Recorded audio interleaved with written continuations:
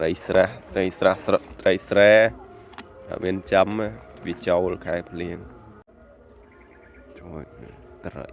កែបសិតមេបឹង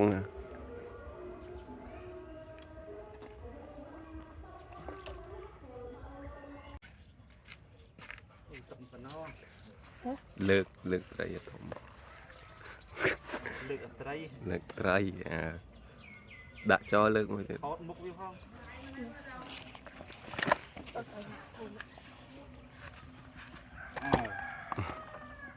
កែបពីស្លឹកច្រើនពេក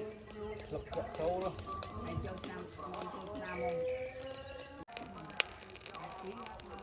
គាត់ខ្លាញ់នឹងពេញពុះតែហ្នឹងងំងើគាត់ពោះបាន5 6ងំងើបានមកបាជាងមកបោកនឹងជាងទៀតអីដាក់ជាឲ្យបាទហូបហើយ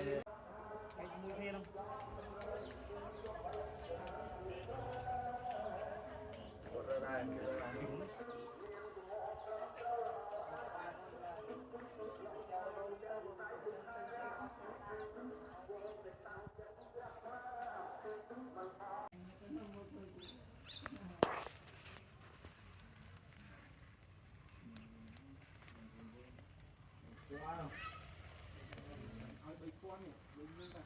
ម៉ោងច្រើនហើយស្